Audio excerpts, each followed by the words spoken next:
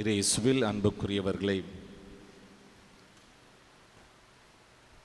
இன்று வெள்ளிக்கிழமை நாம் தூய திரு இறுதி ஆண்டவரை நினைவு கூறுகின்றோம். இந்த வேளையிலே இன்றைய சிந்தனைக்காக நாம் இன்று ஜெபித்த அந்த பதிலுரை பாடலை நாம் எடுத்துக்கொள்ளலாம். இன்றைய பதிலுரை பாடல் திருப்பாடல் 119 எடுக்கப்பட்டிருக்கிறது.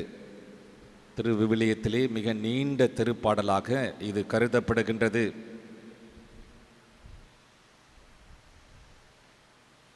இந்த திருப்பாடலிலே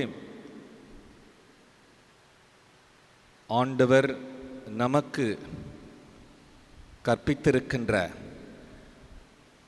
அந்த விதிமுறைகளின் மீது ஏன் நம்பிக்கை கொள்ள வேண்டும் என்று நாம் கேள்வியை எழுப்பலாம். ஆண்டவர் மீது ஆண்டவருடைய திருச்சட்டம், ஆண்டவருடைய திரு கட்டளைகள், விதிமுறைகள் அல்லது திரு விவிலியம் என்று நாம் வெவ்வேறு வார்த்தைகளிலே கூறலாம். கடவுளுடைய திருச்சட்டம் என்றாலும் அல்லது திருவிவிலியம் என்றாலும் ஒன்றுதான். அப்படி இருக்க இந்த திருப்பாடலை இயற்றிய ஆசிரியர் என்ன சொல்லுகின்றார்? நாம் இந்த திருச்சட்டத்தின் மீது, திரு விவிலியத்தின் மீது நம்பிக்கை வைக்க வேண்டும் என்று சொல்லுகின்றார்.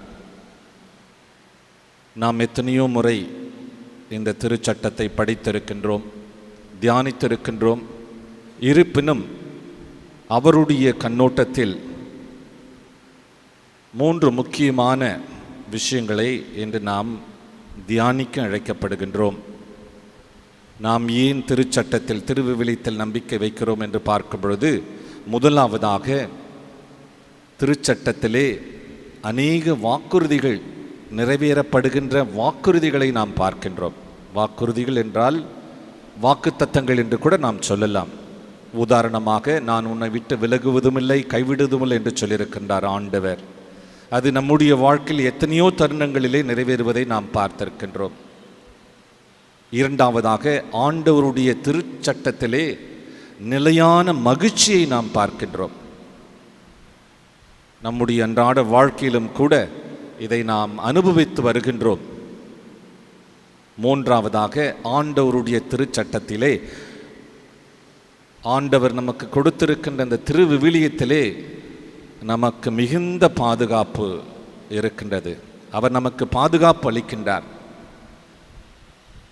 இன்றைய தினத்தில் நாம் திரு இறுதி ஆண்டவரை நோக்கி ஜெபிக்கும் பொழுது நமக்கு இந்த திருச்சட்டத்திலே இன்னும் ஆழ்ந்த நம்பிக்கையை ஏற்படுத்தி கொள்ள அவர் உதவி செய்ய வேண்டும் என்று நாம் ஒருவருக்காக ஜெபிக்க வேண்டும்.